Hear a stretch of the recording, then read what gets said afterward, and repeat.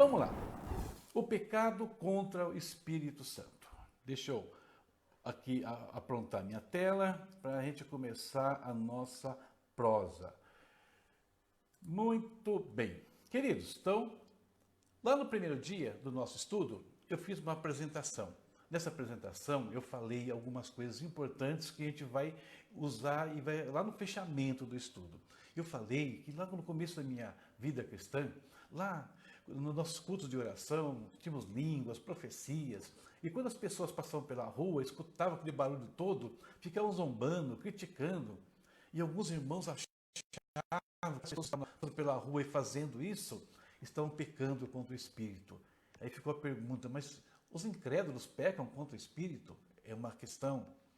Eu falei ainda daquele jovem que ficou desesperado, chamou o pastor, chorando muito, achando que tinha pecado contra o Espírito Santo. É uma outra situação. Um cristão pode pecar contra o Espírito Santo? Eu citei no estudo passado que existem pessoas que acham que não, né? Que o cristão não pode pecar contra o Espírito Santo. Eu falei ainda que existem algumas denominações que entendem que o pecado contra o Espírito se limita a uma questão sexual. Por exemplo, que o adultério seria o pecado para a morte. Então, tem vários pensamentos, e eu falei isso então, lá no primeiro dia. Tá? E vamos voltar para o fechamento. No segundo estudo, eu falei e defini o que é blasfêmia. Então, eu mostrei os 6 vocábulos que tem lá no Velho Testamento, que são traduzidos como blasfêmia. Falei que no Novo Testamento tem um vocábulo só que é traduzido como blasfêmia. Então, definimos ali uma visão geral do que é a blasfêmia. Isso foi a segunda live. Na terceira live, eu falei, foi esse tema aqui, ó. Toda blasfêmia é pecado. Então, eu mostrei que a blasfêmia, ela é sempre pecado. Ela pode ser dirigida contra a igreja, ela é dirigida contra o povo de Israel, ela sempre foi pecado, tá? Agora, e ela podia acontecer com pessoas, contra o Filho do Homem e contra o Espírito. E se a blasfêmia sempre é pecado, eu levantei a seguinte questão. Então, qual é a diferença entre as blasfêmias contra Cristo, contra a igreja e contra o Espírito? Aí eu falei um pouquinho sobre a salvação, sobre o que Cristo fez por nós, a obra do Calvário. E perguntei, como é que nos achegamos? Quem é que nos convence? Quem é que nos leva a nos apropriar das bênçãos do Evangelho? E eu disse o seguinte, que a resposta a essa pergunta já nos colocava no caminho de entender o que é o pecado contra o Espírito Santo. E também, na aula passada, eu falei, né, que não dava para... Opa, espera só um pouquinho.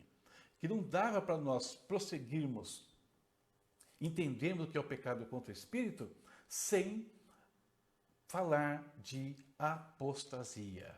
Eu falei que a apostasia é um assunto-chave. Esse é o tema de hoje. Apostasia, um assunto-chave. Muito bem. Já fiz aqui a introdução. Já vamos entrar no tema de hoje. Antes, porém, vamos ver quem mais chegou aqui com a gente. Vamos lá. Juraci Bueno aqui conosco, né? Deus te abençoe, Juraci, né? Também está participando da nossa live. Eu acredito que os demais, já falei com todos eles. Então vamos lá, continuando aqui o nosso bate-papo. Queridos, e um projeto que surgiu há pouco tempo, eu estava aguardando o desfecho dele também na minha vida aqui, o que nós íamos fazer. É esse projeto aqui, ó, tá? Uma caravana para Israel. Turquia e Israel, a caravana Alfa e Ômega. Eu e a pastora Silvana estaremos liderando, então, essa caravana Israel em novembro de 2020. Nós vamos visitar as 7 cidades do Apocalipse e depois vamos visitar diversos lugares em Israel. Alfa e Ômega, ou seja, a ideia é voltando ao primeiro amor, início e fim. Apocalipse e Israel, essas duas coisas nós estaremos na nossa caravana. E fica aí então o convite para você, se você quiser mais informações, tá? Vai ter o link aqui na live depois, você pode pegar esse link, né? É lá na Liberty Viagens, né? Que vai trabalhar com a gente, que está aí organizando todo esse processo, uma viagem maravilhosa. Você entrando no site, você vai ver lá que tem muita coisa realmente sensacional. Você que nunca foi, ou que sonha ir para Israel, tem essa oportunidade de ir com a gente. Pensa nisso, né? Olha sobre essa questão, de repente estaremos juntos no final do ano. Beleza? Apostasia, um assunto chave. Vamos falar sobre isso agora. Queridos, apostasia. O que é apostasia? Né? E a gente precisa, como eu disse, precisamos definir isso antes de partir para uma definição final do que é o pecado contra o Espírito Santo. Apostasia, o que é? Trata-se de uma renúncia de uma religião ou crença, abandono da fé, especialmente a cristã, renegação. Então, isso é a apostasia. Renunciar a uma religião, uma crença, abandonar a fé, né? No caso aqui, no nosso caso, a fé cristã, renegar, negar aquilo que um dia acreditou. O autor de Hebreus, ele descreve a apostasia como um processo irreversível. Tá? Detalhe muito importante, a apostasia, conforme o autor de Hebreus, é um processo irreversível.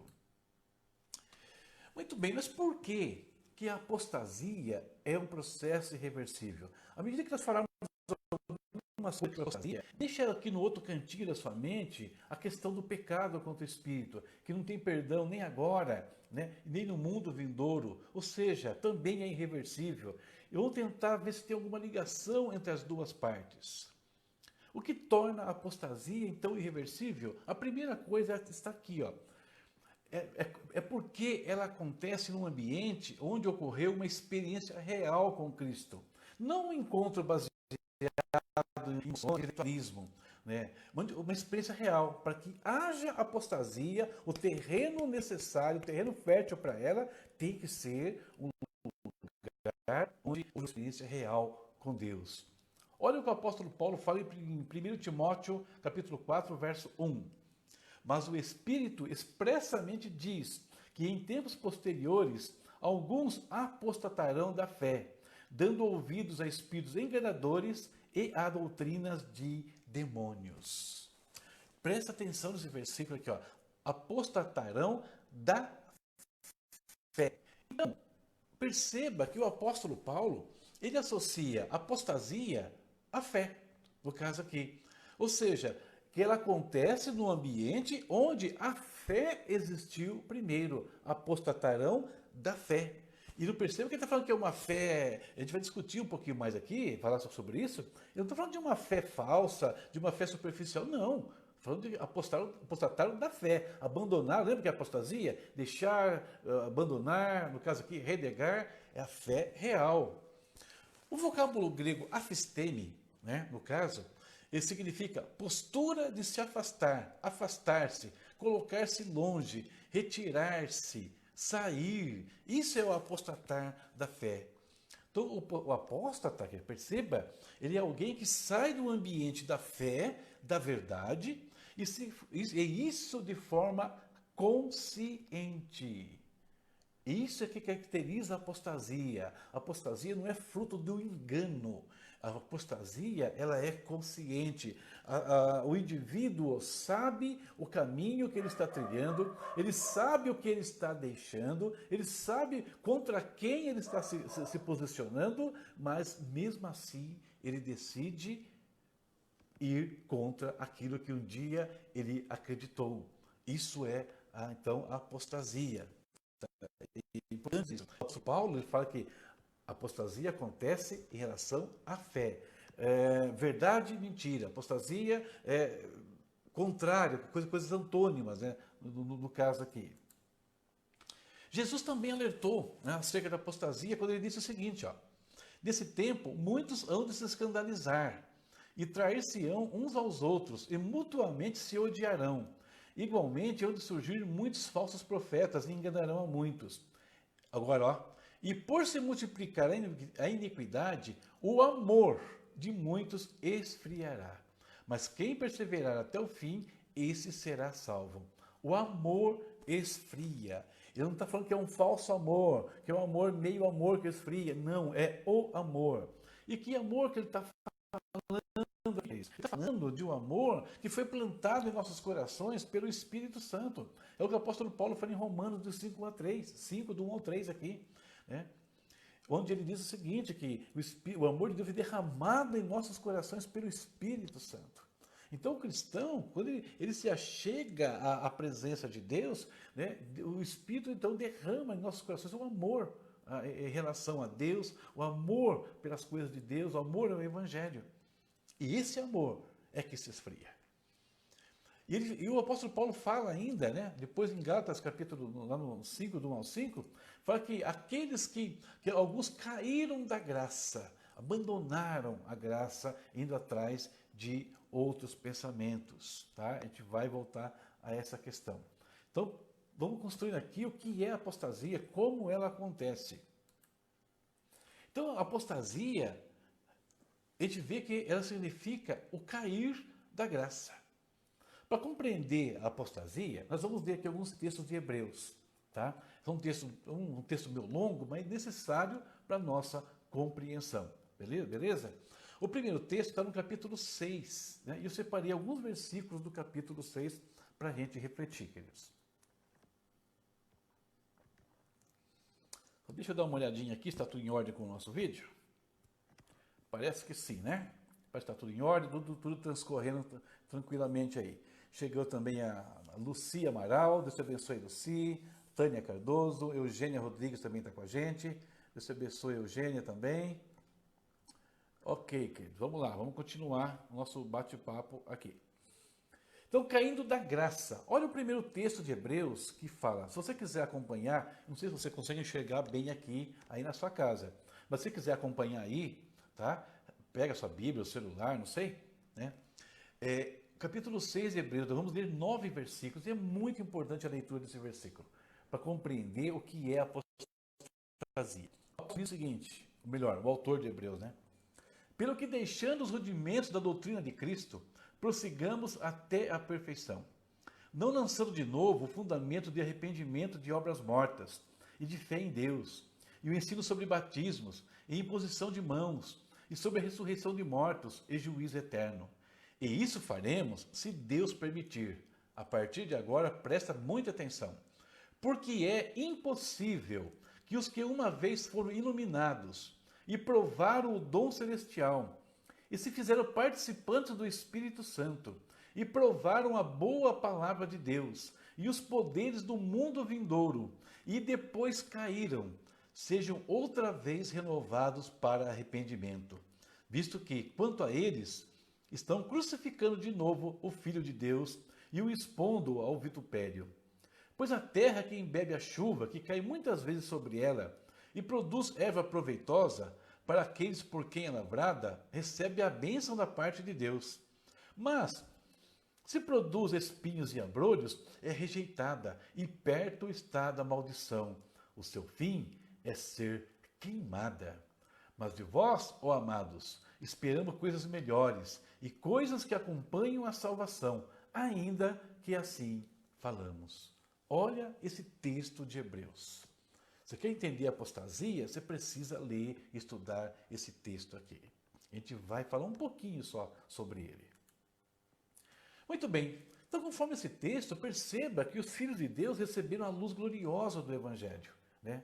Jesus Cristo raiou, o sol da justiça raiou sobre eles, na vida deles. Então significa que as trevas, né, a toda a oposição foi tirada, né, da vida de quem já foi tocado por Jesus Cristo. E o apóstolo Paulo fala sobre isso em 2 Coríntios 4,4, ele fala sobre isso em 2 Timóteo 2, do 24 ao 26, ele fala que quando o evangelho vem, no caso, a glória de Deus vem sobre a vida daquele indivíduo. Ele escapa das garras do diabo, que prende a vontade dele. Isso é o evangelho. E quando o apóstolo Paulo ora pela igreja de Éfeso, olha o que ele diz lá, ó. Para que o Deus de nosso Senhor Jesus Cristo, o Pai da glória, vos dê o espírito de sabedoria e de revelação no pleno conhecimento dele, sendo iluminados os olhos do vosso coração, para que saibais qual é a esperança da sua vocação e quais as riquezas da glória da sua herança nos santos. Então, a salvação é uma herança gloriosa. Ser exposto ao Evangelho é ser exposto à luz que vem diretamente do Senhor. É a luz que vem do alto, né, sobre nós. A suprema revelação da verdade. Suprema. E guarda bem esse detalhe. O Evangelho é o top da revelação divina. O autor de Hebreus, no verso 1:1, diz o seguinte: havendo Deus outrora, né, falado aos nossos pais pelos profetas, de muitas vezes, de muitas maneiras, a nós falou nesses últimos dias pelo Filho. Ou seja, Jesus Cristo vem coroar a revelação de Deus. O apóstolo Paulo fala sobre isso em 2 Coríntios 1:20, fala que ele é o sim para todas as coisas do Senhor e assim por diante. Isso significa, queridos, que se o Evangelho é o ponto alto da revelação de Deus, não existe outra instância vai ser buscada para perdão, para a vida eterna, depois do Evangelho. O Evangelho é o limite, né? Ele vem coroar todo o plano de salvação, todo o plano de redenção do Senhor, que começa lá no livro de Gênesis ainda, né? A gente vê lá, desde lá, Deus prometendo aquele que pisaria a cabeça da serpente. O Evangelho é o topo, é o máximo. Não tem como ser salvo além dele. Nada virá depois dele. Isso é um ponto muito importante. O autor de Hebreus fala que eles provaram o dom celestial. Então, aqueles que apostataram ali, de acordo com o autor de Hebreus, ele dá uma descrição completa sobre deles. E uma da parte fala, provaram o dom celestial. A palavra provar na língua grega é geomai. E é o mesmo verbo que aparece no Hebreus 2:9, quando fala que Jesus provou a morte por todos os homens. Ora, nós sabemos que Jesus provou a morte completamente, não foi parcialmente. Então, quando o autor de Hebreus aplica a mesma palavra que fala de Jesus provar a morte, para dizer que aqueles homens tinham provado o dom celestial, ele está dizendo que eles experimentaram a plenitude, completamente o dom celestial. E de qual é o dom celestial que ele está se referindo? Né? Resumindo, queridos, aqui, o dom celestial é a vida eterna. Capítulos 2 e 3 de Apocalipse, você já sabe, tem lá 7 cartas às 7 igrejas. Cada igreja recebe um galardão. Mas se você estudar um Apocalipse, né, e eu falo sobre isso aqui no livro que eu mostrei para vocês, na realidade, não está falando de 7 galardões, um galardão para cada igreja. Não é essa a ideia. A ideia é um galardão com 7 características diferentes. E esse galardão, não tem como aprofundar isso aqui, ele simplesmente é a vida eterna. Todos eles simbolizam a mesma coisa. O que está em Éfeso, Esmirna, Pérgamo, Tiatira, Sardes, Filadélfia e Laodiceia. Todos aqueles galardões, se você analisar um por um, eles remetem para a vida eterna. Esse é o dom celestial que eles experimentaram. Mas ninguém experimentou a vida eterna ainda, talvez você possa pensar. Mas, querido, não. A vida eterna, nós experimentamos ela agora sim. Olha o que Jesus fala, né? O que é a vida eterna? E a vida eterna é esta: que te conheço a ti como único Deus verdadeiro, e a Jesus Cristo, aquele que tu enviaste. Você que está me ouvindo, você conhece o nosso Deus, reconhece que o nosso Deus é o único Deus verdadeiro?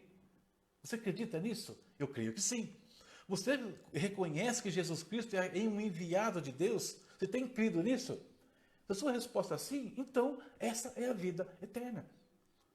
Então, a vida eterna, e o apóstolo Paulo ele vai falar uma coisa bem interessante, que é o seguinte, que a vida eterna ela não vai começar depois, a vida eterna já começou para nós.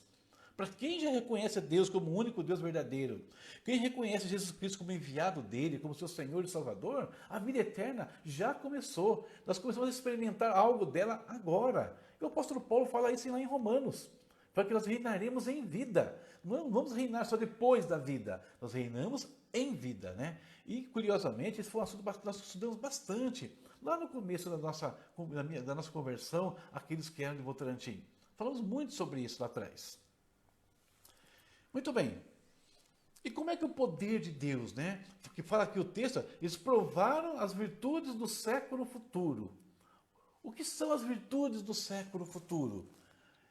É os benefícios do Evangelho para nós, porque o Evangelho ele vai se manifestar na nossa vida de duas maneiras. Primeiro, ele se manifesta no nosso homem interior, ele nos transforma, né? Nós somos transformados, regenerados, né? Nós somos feitos, né, justos diante de Deus, somos justificados. A primeira benesse é espiritual. Mas também nós colhemos as benesses materiais. Curas, libertação, né? A cura, a libertação, milagres que Deus faz. Quantos milagres nós temos visto? Esses dias eu fiquei muito feliz, né? A pastora Rosângela, que é muito amiga nossa aqui, tanto ela como seu esposo, há 22 anos ela tinha deficiência auditiva. E foi agora, nesse último final de semana, se não me falha a memória, ela foi curada. Isso é benesse futura. Ou seja, experimentamos hoje um pouco do que vai ser a glória futura no reino de Deus. Isso é provar as virtudes. E aqueles homens provaram o dom celestial. Eles provaram as virtudes do século futuro. Mas, se eles experimentaram tudo isso, por que a recaída? Por que abandonar e se tornar um apóstata? Como é que esse processo vai ocorrer? Primeiro, queridos, a apostasia acontece e começa a acontecer quando nós permitimos em nossas mentes pensamentos divergentes. Por exemplo, vamos voltar a lembrar do profeta Isaías, daquele grande sacrifício lá, no confronto com os profetas de Baal? O que ele pergunta para Israel? Até quando cocheareis entre dois pensamentos? Se Baal é Deus, serviu. Se o Senhor é Deus, serviu. Então, quando nós permitimos que os nossos pensamentos fiquem divididos, coisas que nos atraem para trás, né? No caso aqui, muitos dos autores de Hebreus, o que está atraindo eles para longe do Evangelho? Querendo voltar para os preceitos da lei, coisas do passado. Mas voltar de uma forma completa, ou seja, querendo serem salvos pelo aquilo que tinha passado já. Ou seja, estão rejeitando o top da revelação de Deus por uma revelação menor. Esse é o primeiro ponto. Então, ou seja, a queda acontece quando nós nos permitimos ter pensamentos divergentes. Também, a queda está associada ao pecado e à rebelião. O retrocesso espiritual foi uma marca na vida dos israelitas, queridos. E às vezes é a marca na nossa vida, nós temos que cuidar. Por quê? Porque a apostasia, ela começa por aí. Se nós olharmos para a história de Israel, vamos ver alguns textos. Eu queria ver dois textos que me chamam muita atenção sobre Israel. Aqui, nesse ponto que nós vamos ler, ele acontece quando? Quando Nabucodonosor invade, né, Judá, invade Jerusalém e deixa um grupo de pessoas na terra. E qual era a ordem que o Senhor Deus deu, né, para eles? Que eles submetessem a Nabucodonosor. Mas aí, olha só, vou ler aqui, olha o que eles respondem. Tendo Jeremias acabado de falar a todo o povo todas as palavras do Senhor, seu Deus, aquelas palavras com as quais o Senhor seu Deus, lhe havia enviado, então falaram Azarias, filho de Osaías, e Joanã, filho de Careá, e todos os homens soberbos, dizendo a Jeremias, tu dizes mentiras. Olha, as palavras de Deus, que Deus mandou, eles invertem o profeta. Tu dizes mentiras. O Senhor nosso Deus não te enviou. Deus tinha enviado, Deus tinha dado palavra. Ele fala que é mentira, que Deus não tinha feito. A dizer, não entreis no Egito para ali peregrinardes. E resumindo, e entraram na terra do Egito, pois não obedeceram à voz do Senhor. Assim vieram até Táfnis. Olha o comportamento daqueles homens em relação ao mandamento de Deus, a palavra de Deus. Mas se você acha isso aqui grave, olha o próximo. O próximo texto é terrível. Eles mesmos falando com Jeremias aí depois. Quanto à palavra que nos anunciastes, em nome do Senhor, não te obedeceremos a ti. Olha que isso. É impressionante, né? Não te obedeceremos a ti, mas certamente cumpriremos toda a palavra que saiu da nossa boca. de queimarmos incenso à rainha do céu e de lhe oferecermos libações, como nós e nossos pais, nossos reis e nossos príncipes, temos feito na cidade de Judá e nas ruas de Jerusalém. Então tínhamos fartura de pão e prosperávamos, e não vimos mal algum.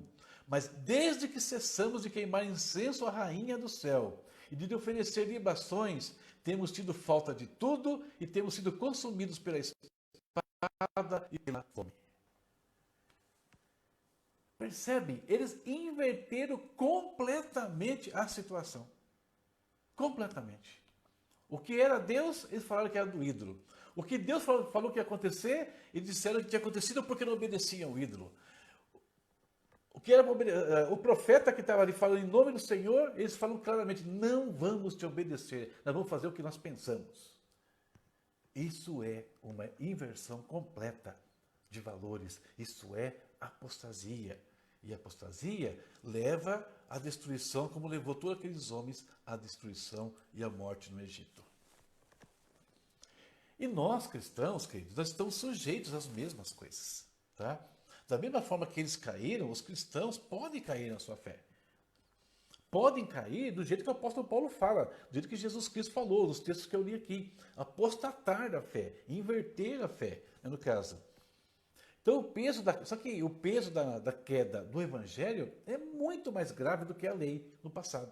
Por quê? Porque o Evangelho, como eu já disse, é o ponto máximo da revelação de Deus. É o Deus conosco, é Deus vindo falar com a gente aqui. Não é o profeta Jeremias, não é Isaías, é o Senhor Deus que veio e falou conosco. Então, o cristão que inverte, ele está sujeito a uma dura pena. Tá? Então, o autor de Hebreus aqui, né, ele fala, eu anotei aqui, ele deixa claro que o grupo que tinha em mente, quando ele escreveu a epístola ali, no caso, havia experimentado uma conversão autêntica. Eram cristãos autênticos. Ele não estava falando com incrédulos, falando com gente da igreja. Ele escreveu para a igreja, ele escreveu para o mundo. Percebe a situação? E lá no texto ele usa uma metáfora, né, da terra. Né? Olha o texto que ele diz assim, ó. Porque a terra que embebe a chuva, que muitas vezes cai sobre ela, e produz erva proveitosa, para aqueles por quem é lavrada, recebe a bênção de Deus. Mas se produz espinhos e abrolhos, é rejeitada, e perto está da maldição. O seu fim é ser queimada. O autor faz uma comparação, né? Uma metáfora, aqui comparando a terra com o cristão. Por que diz, assim como a terra ela é regada, cuidada, adubada, e Deus derrama a chuva sobre ela para produzir, é o que aconteceu conosco, né? Nós recebemos a graça de Deus, o Evangelho de Deus, o Espírito Santo, a água do Espírito foi derramada sobre as nossas vidas. Então, nós temos que dar resultados de acordo com o que Deus fez sobre nós, o que Deus derramou sobre as nossas vidas. Eu tenho que dar resultado de acordo com essa realidade do Evangelho. Da mesma forma que a terra tinha que dar resultado de acordo com o cuidado que ela recebia do agricultor. Se ela não desse resultado, então todo o esforço ia por água abaixo, porque tudo era queimado. Tudo que foi feito ali se perdia. E tudo pode se perder também na vida daquele que rejeita o Evangelho. Não que rejeita o incrédulo, que o incrédulo ele pode mudar. Aquele que rejeita depois de ter, como nós vimos aqui, provado, vivido, experimentado, andado, visto e assim por diante. E o fogo, né, como eu falei, ele queima todo o fruto inútil da terra. Os espinhos, a broga, tudo foi queimado, todo o trabalho se perde, no caso aqui.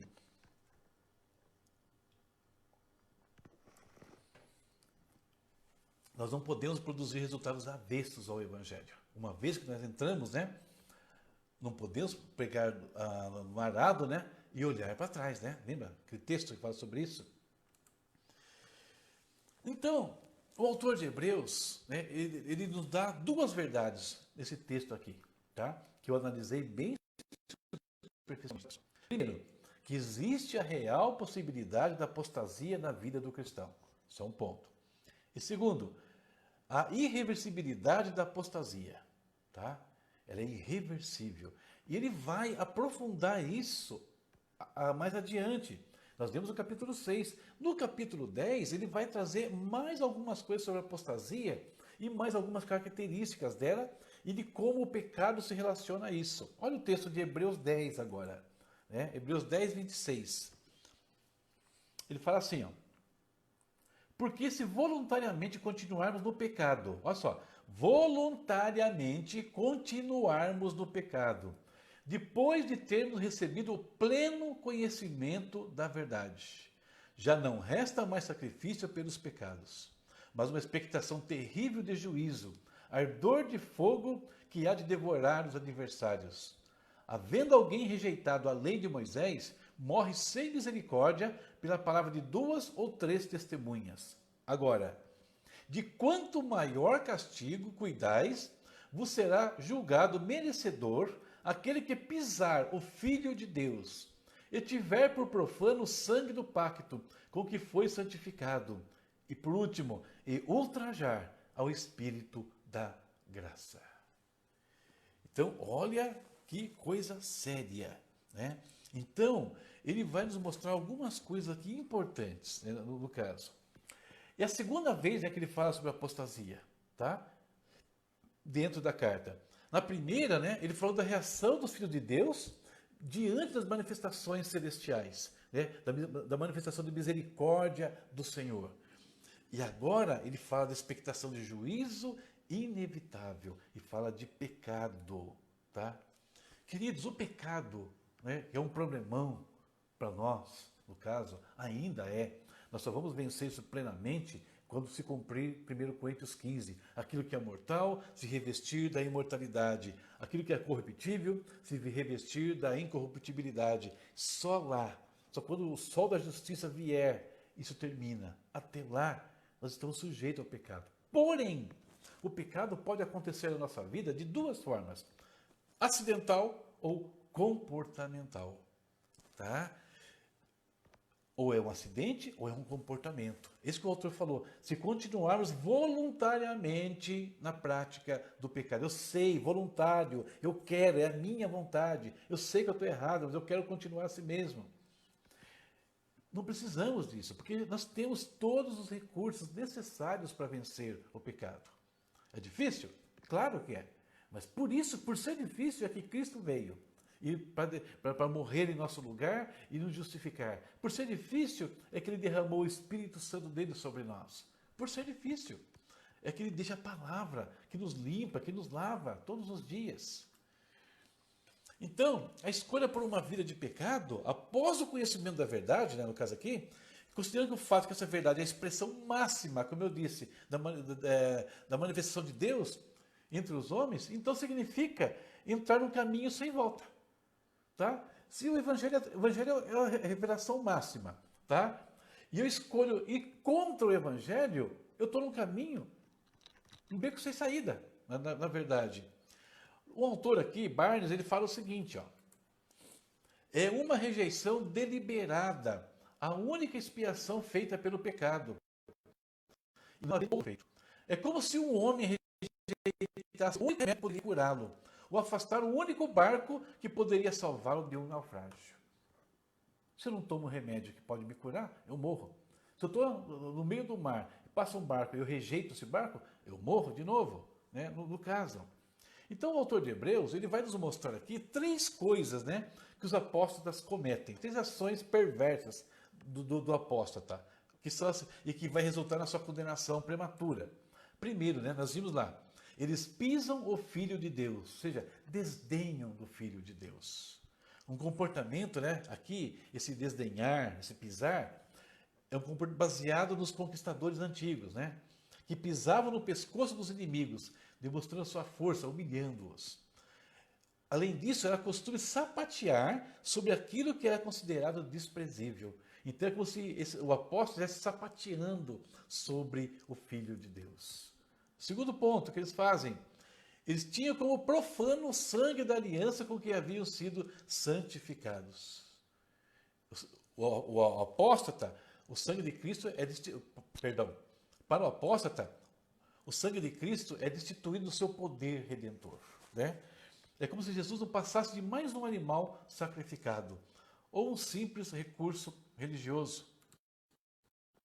E por último, eles agravaram ao Espírito da graça. Esse é o mais sério, o ponto mais sério. Porque nós vimos lá na live passada que toda blasfêmia contra o Filho de Deus, ela seria perdoada, né? Não falamos sobre isso?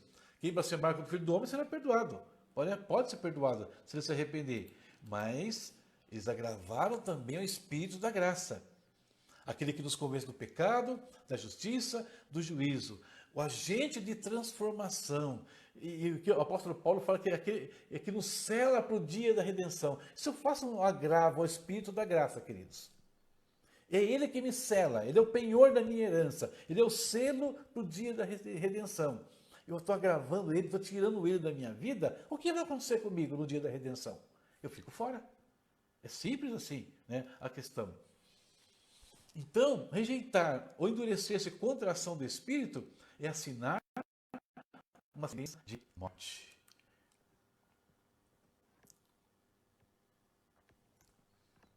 O que mais?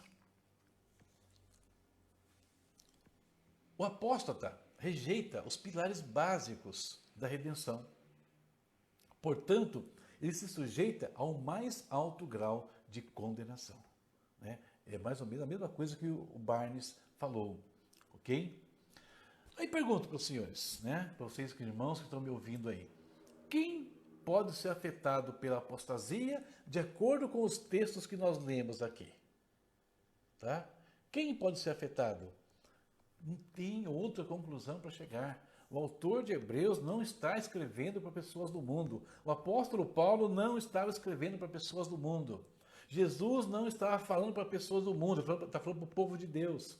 Então a apostasia, ela só acontece no dentro da igreja, no meio daqueles que conheceram plenamente a verdade, mas essa ainda, não é de qualquer um da igreja não, é daqueles que conheceram mesmo, provaram o dom celestial, se fizeram participantes, né, desse mundo vindouro, experimentaram tudo isso e inverteram os processos, como os israelitas fizeram lá nos textos que eu li para vocês aqui. Então, isso, né, por isso eu queria falar sobre a apostasia hoje. E se você prestou bem atenção aqui, nessa questão, que eu não sei como é que está acompanhando,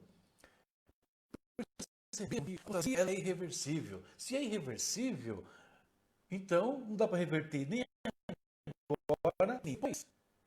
E com isso nós vamos já encaminhando a próxima live. O que é o pecado contra o Espírito Santo? Você já pode perceber para onde eu estou levando os nossos raciocínios, ok?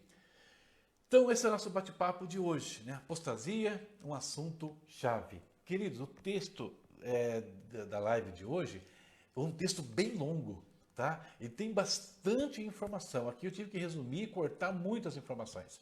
Então, se você pegar o texto às 11h30, o blog já libera esse tema de hoje, apostasia, um assunto-chave. Lá você vai poder ler com muito mais detalhes tudo que eu falei para vocês aqui. Falei, é um texto bastante longo, realmente bastante longo. Por quê? Porque o assunto, a apostasia, ela é bem complexa. A gente precisa trabalhar vários aspectos aqui que não deu para trabalhar aqui no vídeo. Perfeito? Então, live de hoje, né? Vamos ver quem é aqui mais que participou aqui com a gente. Hoje, espero que vocês tenham gostado, que vocês estejam acompanhando isso aqui. E semana que vem então, vamos para a quinta live, tá? Desse assunto. Então temos aqui, quem mais entrou? Deixa eu ver, dar uma olhadinha aqui. Anderson Valenzuela, Idemar Germana, né? E a Dulce, minha cunhada, Deus abençoe vocês. Cida Silveira, Deus abençoe Cida, abraço no Fernando. Região de São Carlos, Pastor Bosselli, abraço Pastor Bosselli. Márcio Borges, Antoniel Lima, lá do norte, Amazonas, Juliana Leite também. Estou vendo aqui um recado da pastora Silvana, né? Venha conosco para essa experiência maravilhosa, viagem para Israel. Queridos, é um sonho. Se você sonha com Israel, oportunidade novembro de 2020. Jonas Vieira também aqui com a gente. Henrique Avelino Fernandes, Rio de Janeiro, grande advogado. Paulo Tinker, Vinícius Araújo, Marisa Góes, Eli Anderson, José Ronaldo, Gislaine Aparecida, João Custódio, abraço João. Eugênia Rodrigues e os demais irmãos que eu falei lá no comecinho, né? Tânia, Luci, Sueli, Juraci, a Rita Lapa, a pastora Silvana, a pastora Regina e a Adriana. Que Deus abençoe todos vocês. Queridos, é o seguinte, como eu falei na aula passada, na live passada, eu terminei já esse e-book, esse material está prontinho. E eu vou mandar ele gratuitamente para todos vocês que participaram. Vai ter um site, você vai poder entrar lá e baixar isso aí gratuitamente, tá? Assim que nós terminarmos as lives aqui. Beleza? Então, fechando o nosso bate-papo de hoje, relembrando, então, Turquia e Israel, novembro de 2020, né? A pastora Silvana, né, colocou aí o link para vocês, dá uma olhadinha lá. Aí você põe a mão em cima do preço assim e ora, né? Ora assim, repreende o preço lá para que Deus abençoe e prospere a sua vida. Venha participar desse sonho junto com a gente. Temos aí 15 meses ainda pela frente. Se você entrar no site, você vai ver que eles atendem para o WhatsApp, dá para você conversar lá, tirar dúvida, negociar, enfim, né? Ver se Deus vai te abençoar, se for a vontade dele, ele está com a gente. O link, ele já está aí, né? Vocês já viram? Semana que vem, o que é a blasfêmia contra o Espírito Santo? Eu mudei um pouquinho aqui, vai ficar um pouquinho mais curta, né, essa sequência, tá bom? Semana que vem, então, quem pode pecar, perdão, o que é a blasfêmia contra o Espírito Santo? Perfeito? Deus abençoe a todos vocês e, se precisando e podendo, nos abençoe, né? O material, os livros, tá? Nós estamos trabalhando bastante aqui, escrevendo bastante, então tem coisas boas aqui para edificar a sua vida também, tá? Onde você acha? cinesantos.com.br. Deus abençoe a todos e até quarta-feira que vem, às 22h30, se Deus quiser. Tchau, tchau.